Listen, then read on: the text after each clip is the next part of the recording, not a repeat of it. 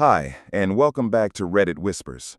My world is measured in the space between heartbeats. It is a kingdom of 60 seconds, the golden minute where life and death conduct their brutal final negotiation. I am a paramedic, though that word feels too sterile for what I do.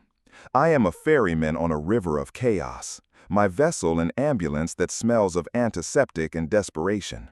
My job is to stand on the shore of mortality and deny the river its passengers. I live in a state of perpetual, controlled violence. The violence of a chest compression that cracks a rib to restart a heart. The violence of a needle piercing a vein to deliver a life-saving drug. The violence of a choice, made in an instant, under the screaming pressure of the clock that decides which of two equally broken bodies gets the full, desperate measure of my attention. My name is Finn, and for 10 years I had learned to build a wall between the man in the ambulance and the man at home. The man in the ambulance was a machine. He was a collection of protocols, a flowchart of life-saving algorithms. He did not feel. He assessed, he triaged, he acted. He had to be a machine, because the alternative, to feel the full, crushing weight of every tragedy, was to be ground into dust by the sheer, relentless friction of it all. The man at home, however, was allowed to feel. My home was my sanctuary, the one place the ghosts of the ambulance could not follow me. And the keeper of that sanctuary, the woman who exorcised those ghosts with her laughter and her warmth, was my wife, Genevieve. She was a landscape architect, a woman who created beauty and order out of dirt and chaos. It was a fitting profession. She had done the same for my life. She was the calm, green, growing space in the concrete and asphalt landscape of my reality. Our love was the one protocol I never had to question, the one diagnosis that was always certain. It was the place where I could take off the armor, where I could be just Finn, a man who was often tired, sometimes sad, but always unconditionally loved. The sacrifices of my job were significant. Missed dinners, canceled plans, nights spent holding the hands of dying strangers instead of hers. But she understood.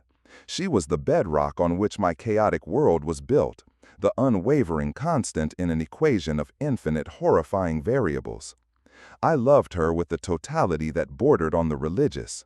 She was my faith, the one thing I held to be true in a world that had shown me, time and time again, that truth was a fragile, fleeting thing. The call came on a Sunday afternoon in late autumn. The sky was the color of a fresh bruise, and a cold, persistent rain was slicking the roads. It was the end of a brutal 48-hour shift. I was bone-weary, running on caffeine and the fumes of sheer willpower. The dispatcher's voice was clipped, professional, devoid of the emotion the words themselves carried. MVA, head-on collision, 2 vehicles. Route 9 past the old quarry. Multiple critical injuries reported, serious entrapment. My partner, a good-hearted, seen-it-all veteran named Marcus, just grunted and hit the siren. The ambulance lurched into the rain-swept streets. I closed my eyes for a moment, letting the machine take over. I ran through the protocols in my head. C-spine stabilization, assessing for massive hemorrhage, the Glasgow coma scale. I became the paramedic. The tired husband who was just 2 hours away from his wife's embrace ceased to exist. The scene when we arrived was a Bosch painting of twisted metal and shattered glass.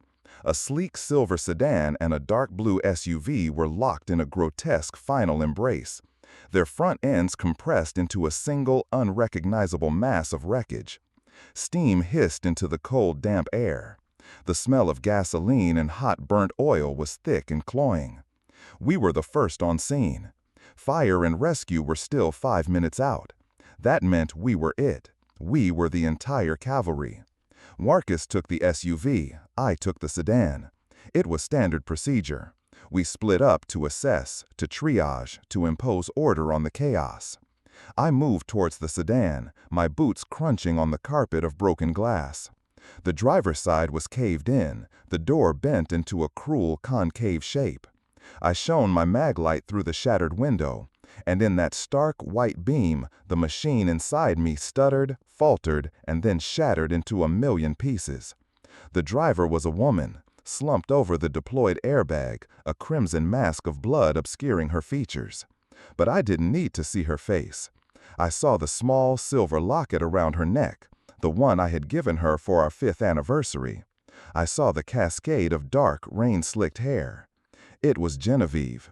For a horrifying, eternal second, I was not a paramedic.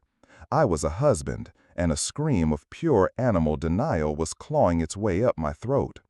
But the machine, the cold, hard-wired training of a decade, fought back.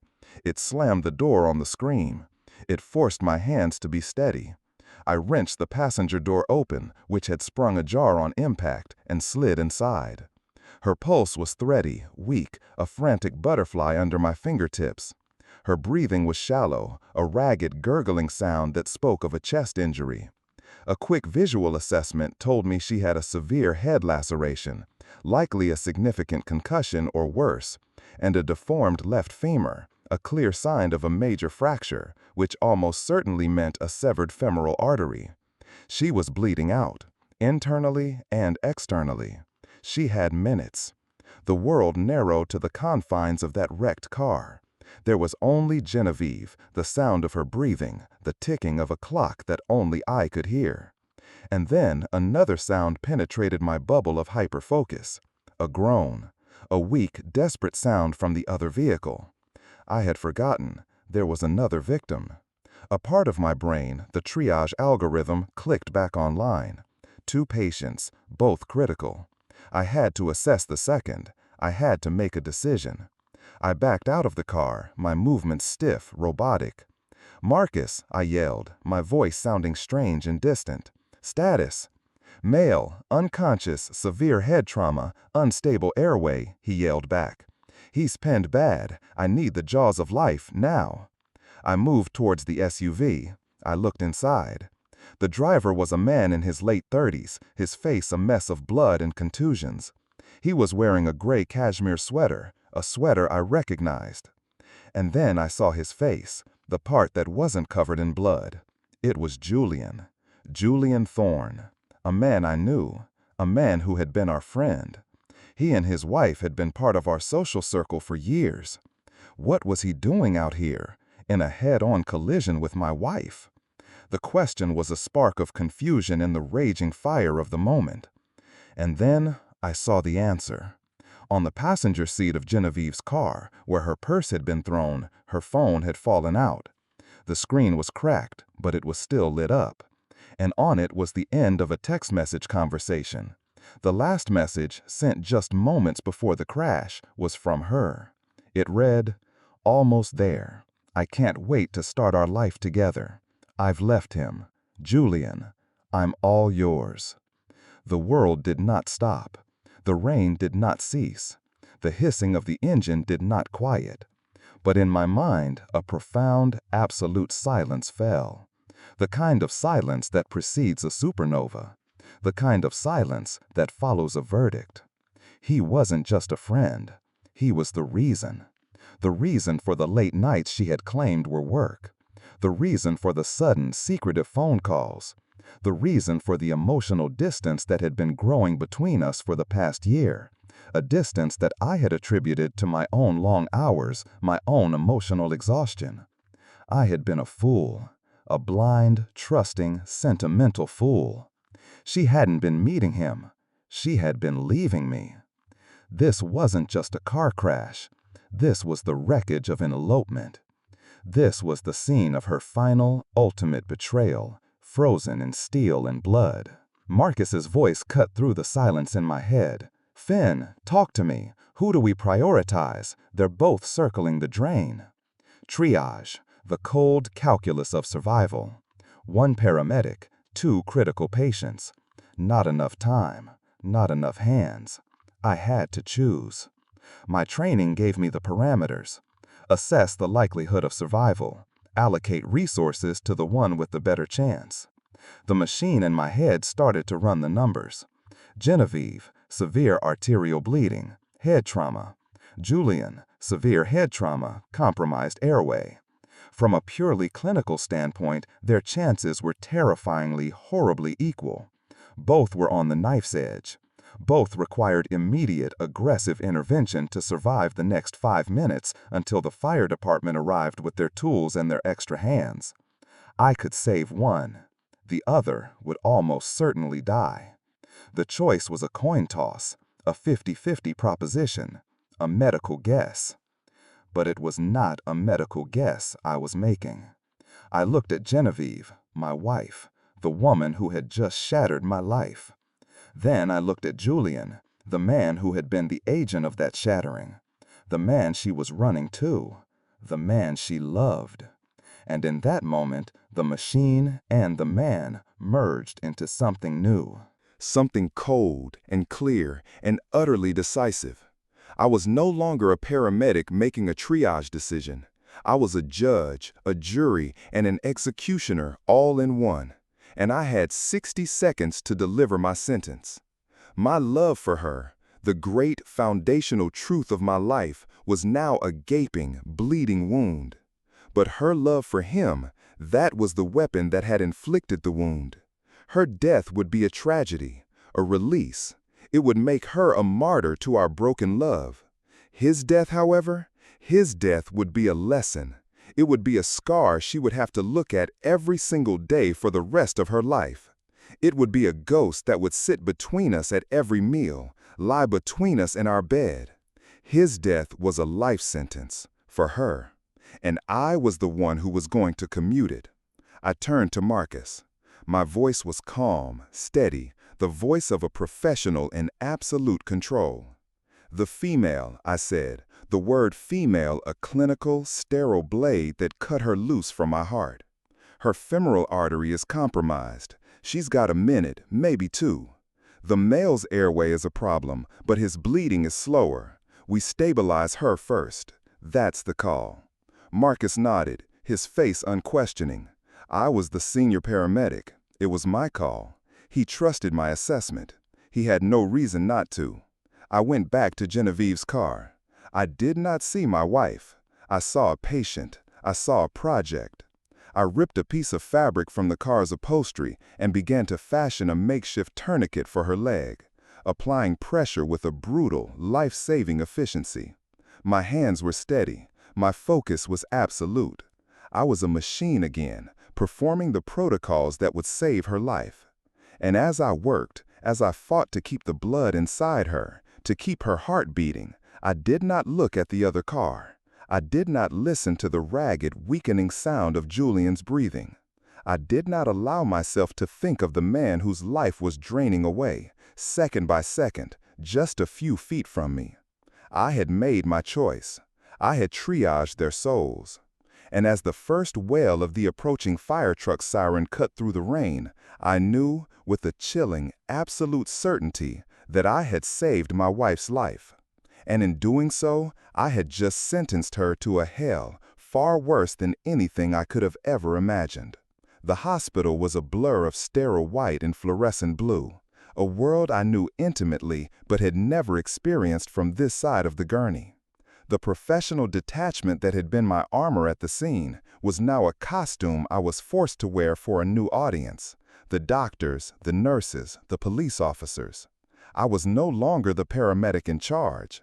I was the heroic husband, the sole, traumatized witness. I gave my statement to a grim-faced state trooper, my voice a carefully constructed monotone of shock and grief. I recounted the accident, the crash, my desperate, futile attempts to save both victims. I described the other driver, Julian, as a tragic stranger, a man in the wrong place at the wrong time. I omitted the phone. I omitted the text message. I omitted the truth. I was the architect of the new reality now, and the first foundation stone was a lie of omission, laid in the cold, impersonal environment of an emergency room waiting area. Genevieve had been rushed into surgery. Her injuries were severe: the ruptured femoral artery, a compound fracture, a significant subdural hematoma. She was alive, but only just.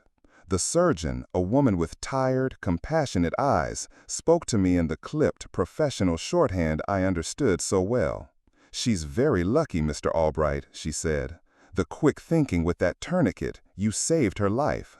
Another few minutes and she would have bled out. I nodded, my face a mask of humble gratitude. Inside, the cold, hard thing that had been born at the crash scene just solidified further. I hadn't saved her life out of love. I had saved it as a strategic objective. Her life was the raw material for my new project, and the project was her punishment. Julian was pronounced dead on arrival. His wife, a woman named Clara, whom we had to dinner at our house a dozen times, arrived at the hospital an hour later, her face a shattered mask of disbelief. I had to face her. I had to play the part of the fellow grieving spouse, the man who had been there, who had tried to save her husband. I recounted my rehearsed, sanitized version of the events. I watched her collapse into sobs, and I felt nothing. The part of me that was capable of empathy, of shared human sorrow, had been cauterized on that rainy stretch of road. All I felt was a cold, clinical curiosity as I watched her perform the grief that should have been my wife's. For 3 days, Genevieve was in a medically induced coma to allow the swelling in her brain to subside. I sat by her bedside in the ICU, a silent, motionless sentinel. The nurses saw a devoted husband keeping vigil. Her parents, who had flown in from out of state, saw their strong, stoic son-in-law holding his world together in the face of tragedy. They saw the hero. They had no idea they were looking at the jailer. In the long, silent hours of that vigil, surrounded by the rhythmic beeping of monitors and the hiss of the ventilator, I designed the prison I was building for her. The prison would not have bars or locks. It would be built of far stronger materials, silence, guilt, and the unbearable weight of an unspoken truth. My revenge would not be a single cathartic act of violence or confrontation. It would be a slow, methodical, psychological deconstruction. Her death would have been an ending. Her life, this new life I had given her, would be a sentence without parole. I would be her constant, living reminder of what she had done and what she had lost. The ghost of Julian would not haunt her from the afterlife. He would haunt her from my eyes. The key to the entire structure was my silence. I would never accuse her. I would never mention the texts. I would never speak of Julian in any context other than that of a tragic acquaintance who died in an accident. I would give her no enemy to fight, no accusation to deny, no argument to win. She would have to fight only against the truth that she knew, and that she knew I knew. Her guilt would be her cell, her conscience would be her guard, and I would be the warden who silently watched her pace the floor of her own self-inflicted damnation. I prepared myself meticulously for the moment she would wake up. I anticipated her questions, her possible states of mind. Her memory of the crash would likely be fragmented, a chaotic collage of sound and sensation. Her first coherent thoughts would be for him. I had to be ready. She woke up on the 4th day. Her parents and I were in the room. Her eyes fluttered open, unfocused at first, then slowly they found me. Her first word was a dry, rasping whisper. "Leo?" "No, not Leo. My name is Finn." She was confusing me with someone else. A slip of the tongue from a traumatized brain. But it was a slip that confirmed everything. She had been on her way to start a new life with a man named Leo, and now she was waking up in the ruins of her old one, with me. I corrected her gently, my voice soft. "It's Finn, Jen. I'm here." I saw the flicker of confusion in her eyes, the mental reboot as she tried to place herself. And then the memory, the purpose of her journey came rushing back. Her next question was the one I had been waiting for. Her voice was stronger now, laced with a raw, desperate urgency. "The other car, the other driver, Julian, is he?" She looked at me, her eyes pleading. She was not asking for information. She was asking for a miracle. I held her gaze. I let a moment of carefully crafted, sorrowful silence hang in the air. I let my expression be one of profound, shared grief. And then I delivered the first brick that would build the wall of her new reality. "The paramedics did everything they could, Jen," I said, my voice thick with a perfect imitation of regret. "I'm so sorry. He didn't make it." The sound she made was not a cry of grief. It was a thin, high, animalistic sound of pure, undiluted loss. It was the sound of a soul being torn in two. Her parents rushed to comfort her, thinking her cries were for the horror of the accident, for the death of a man she barely knew. They saw a woman overwhelmed by trauma. I saw a woman grieving for her lost future, for the life she had been just minutes away from starting. And I felt a cold, satisfying click in the core of my being, the sound of a complex mechanism locking perfectly into place. The first phase of my plan was complete. The days that followed were a masterclass in my new craft. I was the perfect, grieving, supportive husband. I handled the arrangements. I spoke with Julian's widow, Clara, offering my condolences, my voice a symphony of sorrow. I helped Genevieve's parents manage the logistics of her care. I was a pillar of strength, a rock of stability in the chaotic aftermath. And all the while, I was watching her. I watched her grief, a grief she had to hide from everyone, a grief that had no legitimate outlet. She couldn't mourn him openly. To the world, he was a casual friend. To her, he was everything. And the only person in the world who knew the truth of her loss was me, the man who had orchestrated it. Her grief became her first secret, the first invisible bar of her cage. The police investigation was a formality. I was the only conscious witness. My statement was the official record. It was a tragic, unavoidable accident, a slick road, a moment of inattention. The case was closed. The narrative I had written became the official, undisputed truth. A week later, Julian's funeral was held. Genevieve was still too weak to leave the hospital, a fact for which I was profoundly grateful. I went alone. I stood in the back of the church, a somber, respectful figure. I listened to the eulogies that painted him as a loving husband, a successful businessman, a pillar of the community. I watched Clara, veiled and broken, weep for the man she thought she knew. And I felt nothing but the cold, satisfying hum of a perfectly executed plan. I was not there to mourn. I was there to gather intelligence. I was there to observe the world she had lost, to understand the texture and shape of the ghost I was going to use to haunt her. After the service, Clara saw me and came over. She hugged me, her body trembling with sobs. "Thank you for coming, Fen," she whispered, "and thank you for trying to save him. It means so much to know he wasn't alone." "Of course, Clara," I said, my voice a soft, comforting lie. "I only wish I could have done more." As she walked away, I knew my mission was complete.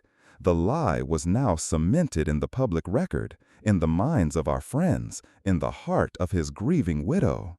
The stage was set. The prison was built. All that was left was for me to bring the prisoner home.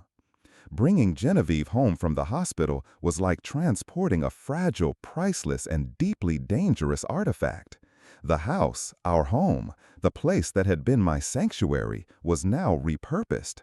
It was no longer a home. It was a carefully controlled environment, a habitat I had designed for the singular purpose of her psychological torment. Every object within its walls, every photograph, every piece of furniture was now a carefully calibrated instrument in the symphony of her silent punishment. Her physical recovery was a long, arduous process. The fractured femur had required surgery, pins, and months of grueling physical therapy. She was dependent on me for everything. I was her nurse, her cook, her chauffeur, her entire support system. And I performed my duties with a flawless, terrifying perfection. I was patient, I was gentle, I was unfailingly kind. But the warmth, the love that had once been the engine of my care for her was gone. My kindness was a clinical, sterile thing, the detached compassion of a scientist for his test subject. It was a kindness that was, in its own way, more cruel than any anger. I would help her with her painful exercises, my hands steady and professional as I manipulated her healing leg, and I would see the confusion in her eyes. She was expecting an emotional reckoning, a storm of anger and accusations that would, in its own violent way, cleanse the air. She was waiting for the fight that would allow her to defend herself, to justify herself, to perform the role of the penitent wife. I denied her that release. My kindness was a wall of glass, a barrier she could see through but never break. She was trapped in a state of emotional limbo, and the silence in the house grew louder every day. The ghost of Julian was a constant third presence in our home. I made sure of it. But my methods were subtle, deniable, the work of a master gaslighter. A few weeks after she came home, I found an old photo album while cleaning out a closet. I brought it to her as she rested on the sofa. "Look what I found," I said, my voice full of a gentle nostalgia. "Remember this?" I opened it to a specific page, a photograph from a summer barbecue 2 years earlier. The four of us, me and Genevieve, Julian and Clara, all smiling, arms around each other. "That was a good day," I said softly, a wistful smile on my face. "Julian was so funny that day. Remember the story he told about the fishing trip?" I watched her face as she looked at the photograph. I saw the wave of nausea, the sharp intake of breath, the desperate attempt to maintain her composure. She was looking at a picture of the man she had loved, the man whose death was her fault, and she was being forced to reminisce about him with the man she had betrayed. I don't really remember," she stammered, her eyes darting away from the image. "You're probably just tired," I said, my voice full of concern. "The trauma can affect your memory. It's okay. We have the pictures to help us remember." I left the album on the coffee table, open to that page. It stayed there for a week. Every time she looked up, she saw his smiling, oblivious face, a ghost from a past that was now a minefield. Her torment was my new science. I studied her reactions, her triggers, her breaking points. I learned to play her like a finely tuned instrument of sorrow. One evening, the local news ran a story about a new traffic light being installed at the intersection on Route 9, the site of the crash, a measure to prevent future accidents. I made sure the television was on. I watched her as the news anchor described the tragic accident last autumn that claimed the life of local businessman Julian Thorne. I saw the way her hand flew to her mouth, the way her body went rigid. I turned to her, my face a mask of somber reflection. "It's good they're finally doing something," I said quietly. "It's a dangerous stretch of road. It should have been done sooner. Maybe he'd still be with us." I let the sentence hang in the air, a perfectly crafted piece of psychological shrapnel. I was not accusing her. I was agreeing with an unspoken truth. It was her fault. And I was her co-mourner, the only other person in the room who understood the tragedy. She was trapped in an echo chamber of my own design, her own guilt reflected back at her in 1,000 subtle, unbearable ways. She began to deteriorate. Not physically, her body was healing with a stubborn biological resolve. But her mind, her soul, was coming apart at the seams. She stopped sleeping. She would wander the house at night, a pale, silent ghost in her own home. She lost weight. The vibrant, confident woman I had married was being replaced by a haunted, hollow-eyed stranger. She tried, on several occasions, to break my silence. She would try to provoke me, to start a fight. She would bring up the accident, her voice trembling, trying to get me to talk about it, to feel something, anything. "Don't you ever think about it, Fan?" she asked one night, her voice raw. "About how it could have been you? About how close we came to losing everything?" I looked at her, my expression one of deep, sorrowful love. "I try not to," I said softly. "I try to just be grateful. I didn't lose you, Jen. You're here. You're safe. That's all that matters to me." Every word of love was a lie. Every expression of gratitude was a turn of the screw. I was using the language of our old love as the weapon of my new hatred. I was force-feeding her a diet of my supposed forgiveness, a forgiveness that was more suffocating than any condemnation.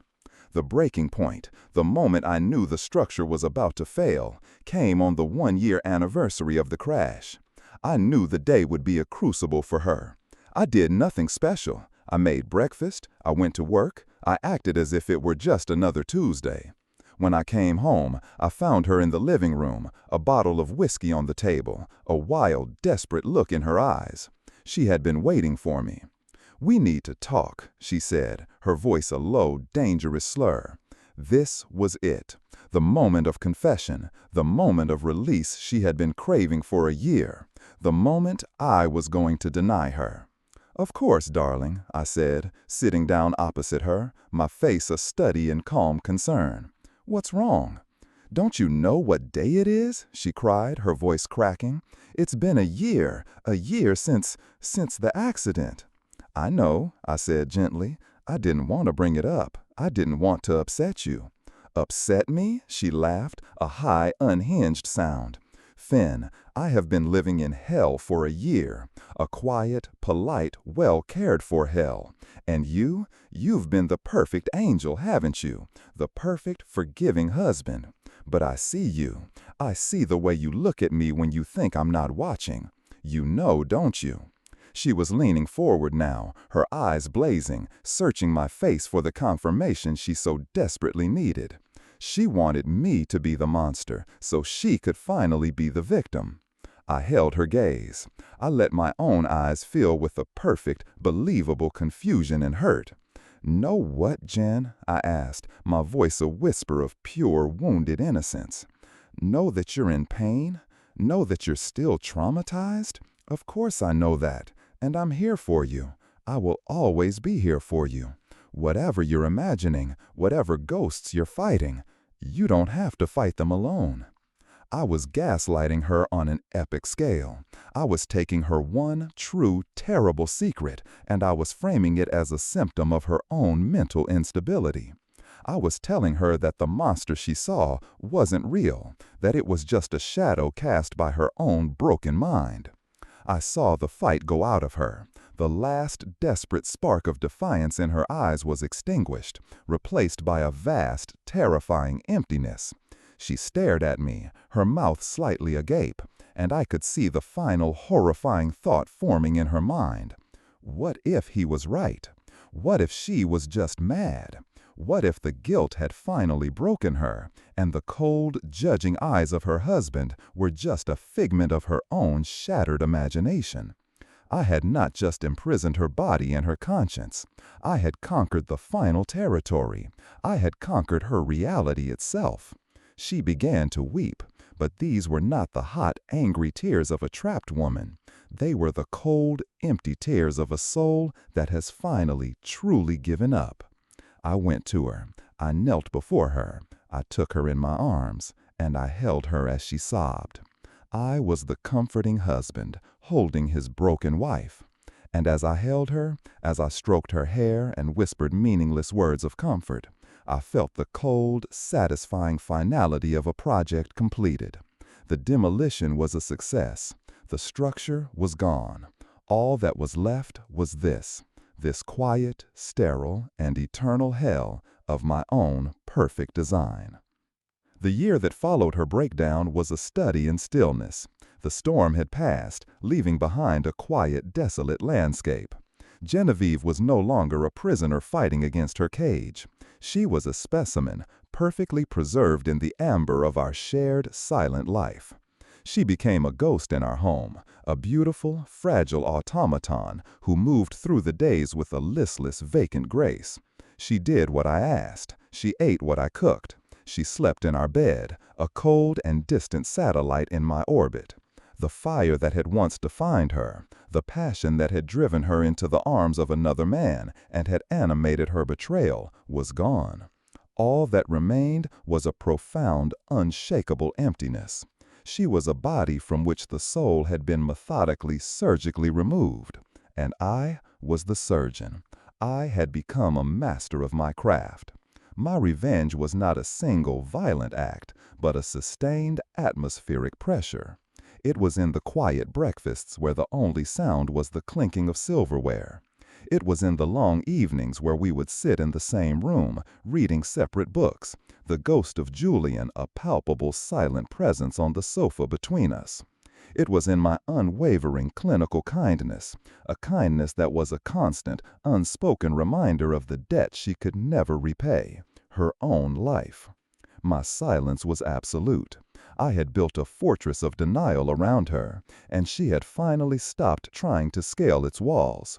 She had accepted her reality, or rather, the reality I had constructed for her. She was the traumatized survivor, and I was her sainted, long-suffering caregiver. The world saw us as a tragic, beautiful story of devotion. Our friends would praise my patience, my loyalty. "You're a saint, Finn," they would say, "the way you've cared for her after everything she's been through." And I would just smile, a humble, sad smile, and say, "It's what you do for the person you love." Every word of praise was another stone on her chest, another layer of insulation in my perfect, soundproof prison. I was no longer sure if I was acting. The role of the devoted husband had become a second scan. The machine that had taken over at the crash site had never truly relinquished control. I went to work, I saved lives, I came home.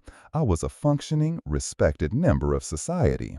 But inside, I was as hollow as she was. I had sacrificed my own capacity for joy, for love, for any real human connection, in order to fuel the cold, slow-burning engine of my vengeance. We were two ghosts, haunting the same beautiful, empty house. The end came not with a bang, but with a whisper. It was a Tuesday night, almost 2 years to the day since the accident. We were washing the dishes, a silent, practiced routine. She was rinsing, and I was drying. She had not truly looked me in the eye for months. Her gaze was always directed somewhere past my shoulder, at a point in the middle distance where her thoughts seemed to reside. But that night, she stopped. She turned off the water. She turned to me, and for the first time in a very long time, her eyes met mine. And in them, I saw something that was not fear, not guilt, not emptiness. It was a flicker of the old Genevieve, a spark of the intelligent, analytical woman she had once been. She had found a flaw in my design. "You never talk about him," she said, her voice a dry, scratchy thing from disuse. It took me a moment to understand who she meant. Julian had become a non-person, a name erased from our history. "There's nothing to say," I replied, my voice even, my old defense mechanism kicking in. "It was a tragedy." "No," she said, and her voice was stronger now, clearer. "It was more than that. I've been thinking, for 2 years I've been thinking, about that day, about the odds." I felt a cold, familiar prickle of alarm. This was new. This was an unscripted deviation. "The odds," she repeated, her gaze unwavering. "You're a paramedic, Finn. You're a man of numbers, of triage." I was bleeding out, a ruptured femoral artery. He had a head injury and a compromised airway. In the field, with one paramedic, what are the survival statistics for a traumatic arterial bleed versus an obstructed airway? She was talking my language. She was using the cold, hard calculus of my own profession against me. She had spent 2 years in silence, not just suffering, but analyzing, reconstructing. "I don't know what you're talking about," I said, my voice a little too tight. "I did what I could." "Did you?" she pressed, taking a small step closer. "An obstructed airway is the most immediate threat to life. It's the A in every ABC protocol you've ever learned. Airway, breathing, circulation. You stabilize the airway first, always. That's the rule. But you didn't. You left him. You spent your time, those critical seconds, on my leg, on the circulation. You broke the most fundamental rule of your profession." She had me. With a horrifying, brilliant clarity, she had found the single fatal flaw in my perfect story. the medical inconsistency, the choice that a machine, a true paramedic, would never have made. My choice had not been a clinical one. It had been a personal one. And she had finally, after 2 years of silent, agonizing analysis, seen it. "You chose me," she whispered, and her voice was not full of gratitude. It was full of a dawning, terrible understanding. "No," I said, the lie feeling thin and brittle in my mouth. "I chose the patient with the better chance." She laughed. It was a dry, broken sound, but it was a real laugh, the first I had heard in years. "No, you didn't," she said, a small, sad, triumphant smile on her face. "You chose the one whose survival would be the better punishment." And there it was, the truth, spoken aloud, in the quiet, sterile space of our kitchen. The wall of silence I had so carefully constructed had been breached, not by my confession, but by her deduction. The game was over. My project was complete. I had wanted to force her to live with her guilt, and I had succeeded. I had succeeded so completely that her guilt had sharpened her mind into a scalpel that had finally cut through to the cold, hard heart of my own. I did not deny it. I did not confirm it. I simply looked at her, and in my eyes, for the first time, I let her see the truth. I let her see the cold, calculating machine that had been looking back at her for 2 years. I let her see the man who had triaged her soul on the side of a highway. Her smile faded. The brief moment of intellectual triumph was replaced by the final, crushing weight of her sentence. Knowing the truth was so much worse than just suspecting it. Her prison was no longer a cage of unspoken guilt. It was now a cage of proven, deliberate, and exquisitely cruel justice. She would live every remaining day of her life with the certain knowledge that her husband had not saved her out of love, but had condemned her out of hate, and that I would be there every day to watch her serve her sentence. I turned back to the sink and picked up a towel. I took the wet plate from her unresisting hand, and I began to dry it. The silence returned, but it was a different kind of silence now.